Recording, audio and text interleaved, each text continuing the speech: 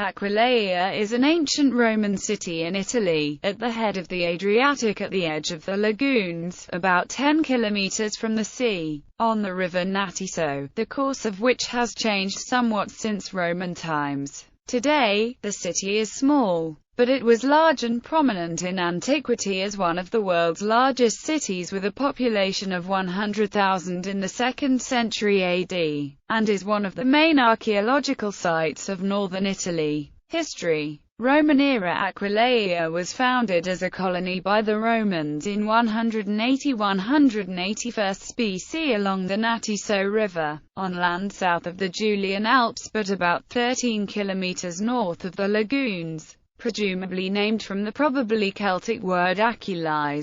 The colony served as a strategic frontier fortress at the northeast corner of Transalpine Italy and was intended to protect the Venetia, faithful allies of Rome during the invasion of Hannibal and the Illyrian Wars. The colony would serve as a citadel to check the advance into Cisalpine Gaul of other warlike peoples, such as the hostile Carna to the northeast in what is now Carnia and history tribes to the southeast in what is now Istria. In fact, the site chosen for Aquileia was about 6 kilometers from where an estimated 12,000 Celtic Taurasi nomads had attempted to settle in 183 BC. However, since the 13th century BC, the site, on the river and at the head of the Adriatic, had also been of commercial importance as the end of the Baltic amber trade. It is, therefore, theoretically not unlikely that Aquileia had been a Gallicoponym even before the coming of the Romans.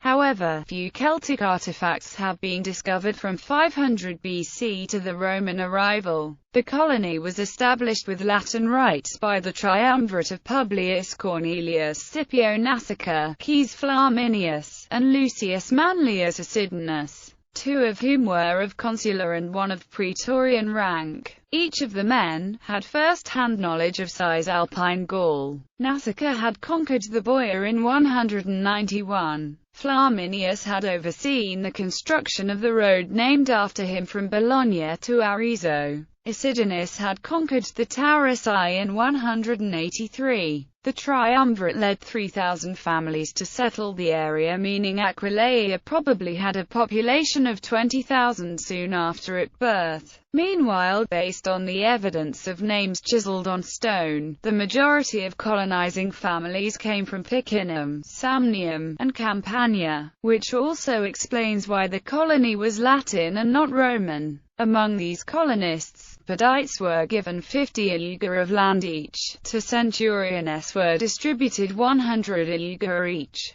and equites were allotted 140 iuga each. Either at the founding or not long afterward, these families were supplemented by colonists of the nearby Venetia. Aquileia was soon connected by roads with the Roman colony of Bologna, probably in 173 BC. In 148 BC, it was connected with Genoa by the Via Postumia, which stretched across the Padanian plain from Aquileia through or near to Opetagium, Tarvisium, Bycetia, Verona, Bedriacum, and the three Roman colonies of Cremona, Placentia, and Detona. In the 1st century AD, the Via Gemina would link Aquileia with Emona to the east of the Julian Alps. Meanwhile, in 169 BC, 1,500 more Latin colonists with their families, led by the triumvirate of Titus Annius Lucius, Publius Decius Subulo, and Marcus Cornelius Cethegus, settled in the town as a reinforcement to the garrison. The discovery of the goldfields near the modern Klagen fort in 130 BC brought the growing colony into further notice, and it soon became a place of importance, not only owing to its strategic military position, but as a center of commerce, especially in agricultural products and viticulture. It also had, in later times at least, considerable brickfields. In 90 BC, the original Latin colony became a municipium and its citizens were ascribed to the Roman tribe Velina. The customs boundary of Italy was close by in Cicero's day. Caesar visited the city on a number of occasions and pitched winter camp nearby in 59–58 BC. Although Aquileia was plundered by the Iapydes under Augustus, a period of peace followed. Increased settlement and no lack of profitable work meant the city was able to develop its resources.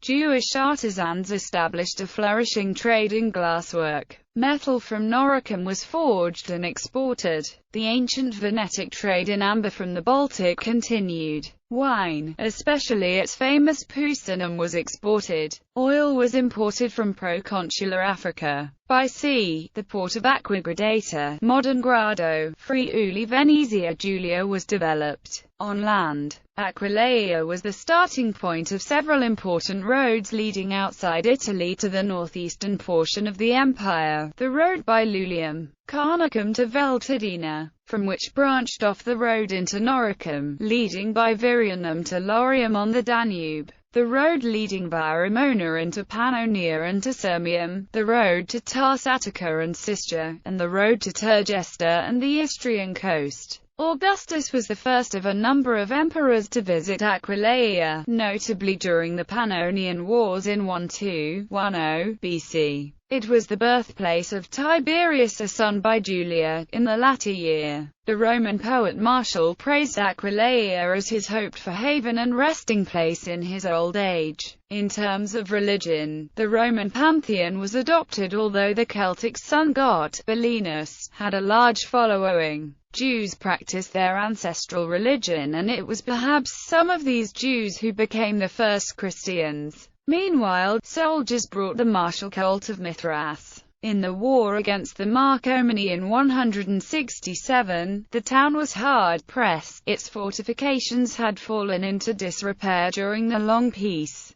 Nevertheless, when in 168 Marcus Aurelius made Aquileia the principal fortress of the empire against the barbarians of the north and east, it rose to the pinnacle of its greatness and soon had a population of 100,000. Septimius Severus visited in 193. In 238, when the town took the side of the Senate against the Emperor Maximinus Thrax, the fortifications were hastily restored, and proved of sufficient strength to resist for several months, until Maximinus himself was assassinated. An imperial palace was constructed in Aquileia, in which the emperors after the time of Diocletian frequently resided. During the 4th century, Aquileia maintained its importance. Constantine sojourned there on numerous occasions. It became a naval station and the seat of the Corrector Venetiae Histriae. A mint was established, of which the coins were very numerous, and the Catholic bishop obtained the rank of Metropolitan Archbishop. A council held in the city in 381 was only the first of a series of councils of Aquileia that have been convened over the centuries. However, the city played a part in the struggles between the rulers of the 4th century. In 340, Emperor Constantine II was killed under its walls while attempting to take the city from his younger brother Constans. Middle Ages. At the end of the 4th century, Ausonius enumerated Aquileia as the 9th among the great cities of the world, placing Rome, Mediolanum, Constantinople, Carthage, Antioch, Alexandria, Phrygia, and Capua before it. However, such prominence made it a target, and it was besieged by Alaric and the Visigoths in 401, during which time some of its residents fled to the nearby lagoons. It was again attacked in 408 by Alaric. Attila attacked the city in 452. During this invasion, the city was so utterly destroyed by Attila and his Huns that it was afterwards hard to recognize its original site. The fall of Aquileia was the first of Attila's incursions into Roman territory, followed by cities like Mediolanum and Ticinum. The Roman inhabitants, together with those of smaller towns in the neighborhood, fled en masse to the lagoons, and so laid the foundations of the cities of Venice and nearby Grado. Yet Aquileia would rise again, though much diminished, and continue to exist until the Lombard invasion of 568. It was once more destroyed by the Lombards. Meanwhile, the Patriarch fled to the island town of Grado, which was under the protection of the Byzantines. When the Patriarch residing in Grado was reconciled with Rome in 606, those continuing in the schism of the three chapters, rejecting the Second Council of Constantinople, elected a Patriarch at Aquileia. Thus, the diocese was essentially divided into two parts, with the mainland Patriarchate of Aquileia under the protection of the Lombards, and the insular Patriarchate of Aquileia, seated in Grado, being protected by the Exarchate of Ravenna and later the Doges of Venice. With the collusion of the Lombards, the line of the patriarchs elected in Aquileia would continue in schism until 699. However, although they kept the title of Patriarch of Aquileia, they moved their residence first to Corsmans, and later to Cividale. The Lombard Dukes of Friuli ruled Aquileia and the surrounding mainland territory from Cividale. In 774, Charlemagne conquered the Lombard Duchy and made it into a Frankish one with Eric of Friuli as duke. In 787, Charlemagne named the priest and master of grammar at the palace school Paulinus the new Patriarch of Aquileia. Although Paulinus resided mainly at Cividale, his successor Maxentius considered rebuilding Aquileia. However, the project never came to fruition. While Maxentius was Patriarch, the Pope approved the Synod of Mantua, which affirmed the precedence of the mainland Patriarch of Aquileia over the Patriarch of Grado. However, material conditions were soon to worsen for Aquileia. The ruins of Aquileia were continually pillaged for building material, and with the collapse of the Carolingians in the 10th century, the inhabitants would suffer under the raids of the Magyars. By the 11th century, the Patriarch of Aquileia had grown strong enough to assert temporal sovereignty over Friuli and Aquileia. The Holy Roman Emperor gave the region to the Patriarch as a feudal possession. However, the Patriarch's temporal authority was constantly disputed and assailed by the territorial nobility. In 1027 and 1044, Patriarch Poppo of Aquileia, who rebuilt the Cathedral of Aquileia, entered and sacked neighboring Grado, and,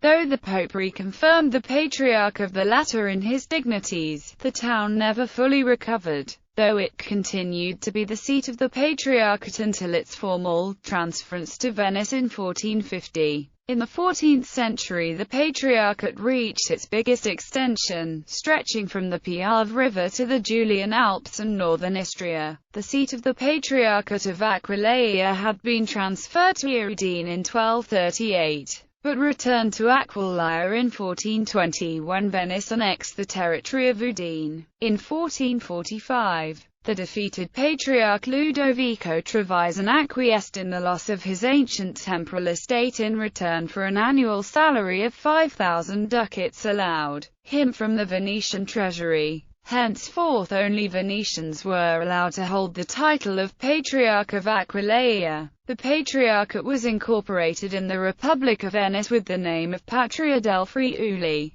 ruled by a general proveditore, luogotenente, living in Udine. It was finally officially suppressed in 1751, and the sees of Udine and Gorizia established in its stead. Main sites. Cathedral. The Aquileia Cathedral is a flat-roofed basilica erected by Patriarch Poppo in 1031 on the site of an earlier church, and rebuilt about 1379 in the Gothic style by Patriarch Marquard of Randec. The facade, in Romanesque Gothic style, is connected by a portico to the so-called Church of the Pagans, and the remains of the 5th century baptistry. The interior has a nave and 2 aisles, with a noteworthy mosaic pavement from the 4th century. The wooden ceiling is from 1526, while the fresco decoration belongs to various ages, from the 4th century in the St. Peter's Chapel of the Abseria, from the 11th century in the apse itself, from the 12th century in the so-called crypt of the frescoes, under the presbytery, with a cycle depicting the origins of Christianity in Aquileia and the history of Saint Hermagoras, first bishop of the city. next to the 11th century Romanesque Chapel of the Holy Sepulchre. At the beginning of the left aisle, flooring of different ages can be seen. The lowest is from a Roman villa of the age of Augustus, the middle one has a typical Cacio-Pasto pavement, the upper one, bearing blackening from the Attila's fire, has geometrical decorations.